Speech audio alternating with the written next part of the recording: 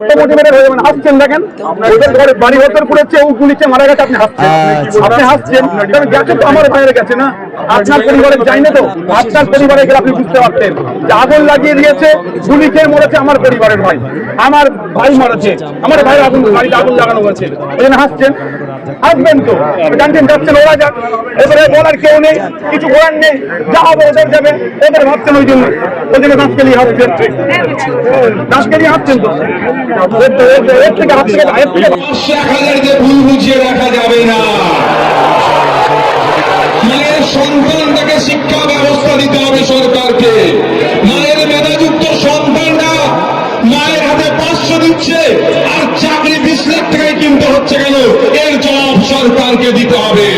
মায়ের হাতে 500 দিচ্ছে আর মায়ের সন্তানরা প্রাইমারি থেকে শুরু করে আবার প্রাইমারি থেকে ইউনিভার্সিটি পর্যন্ত পড়াশোনা করতে গেলে সেখানে শিক্ষকের অভাবের জন্য উপযুক্ত শিক্ষা পাচ্ছে না।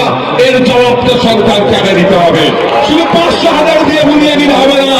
মায়ের যখন সন্তান প্রসবের সময় আসে, লোকাল ব্লক হসপিটালে সেখানে গিয়ে সে সন্তান প্রসব করাতে পারে না, অর্থের অভাবের জন্য সরকারি হসপিটাল সে ডায়মন্ডে নিয়ে যেতে হয়।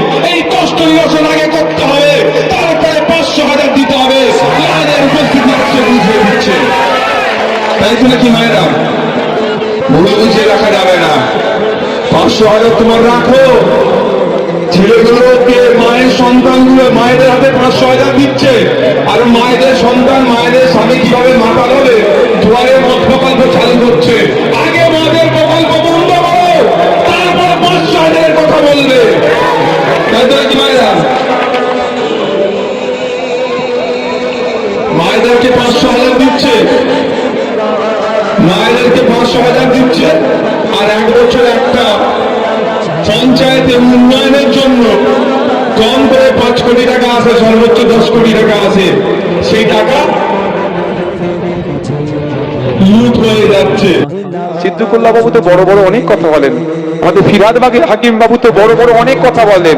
আমি তো অন ক্যামেরা চ্যালেঞ্জ করছি, ফিরহাদ হাকিম বাবু একবার বিধানসভার মধ্যে বলুক যে ওয়াকা প্রপার্টিগুলো কবে উদ্ধার হবে। সংখ্যালঘুর মন্ত্রীকে বলুন দেখি কত সাহস আছে ওনার, দেখবেন সকালে বলবে সন্ধ্যাবেলা ওনার আর মন্ত্রিত্ব নেই।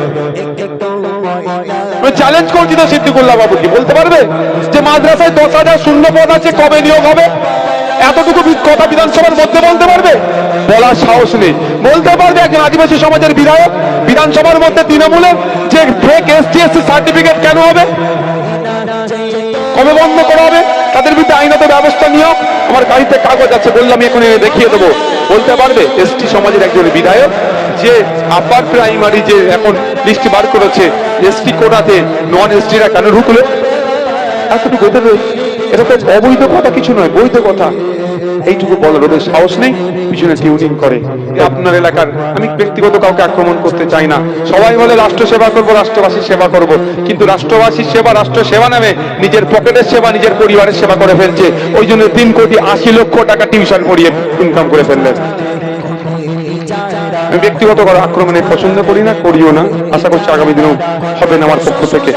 তারপরে বলবো আমি আশা করব এলাকার যারা গণ্যমান্য তৃণমূলের বড় বড় নেতা আছে, যারা নাকি বারবার বলে বেড়ায় নওশাদ সিদ্দিকী আইএসএফ বিজেপির দালাল, নওশাদ সিদ্দিকী মুসলমানদের দল, তাদের কাছে অনুরোধ করব হসপিটালের সামনে ডিসপ্লে বোর্ড লাগালে মুসলমান হিন্দুর ব্যাপার নয়, মানুষ উপকার হবে, অন্তত মানুষের উপকারের জন্য হসপিটালের সামনে আপনারা ডিসপ্লে বোর্ডগুলো লাগিয়ে দেন, কত সিট খালি আছে, কটা সিট আছে। আশা করছি হবে। আমি আপনাদের বলছি কোনো নেতার ক্ষমতা নেই কথা বলার, এটাও আমি বলে যাচ্ছি। আমি আতঙ্কিত, আমি আশঙ্কিত। কোন নেতা যদি এ কথা বলে, সকালে বলবে সন্ধ্যায় তার পথ চলে যাবে। বুঝতে পারছেন না? সকালে বলবে সন্ধ্যায় পথ চলে যাবে।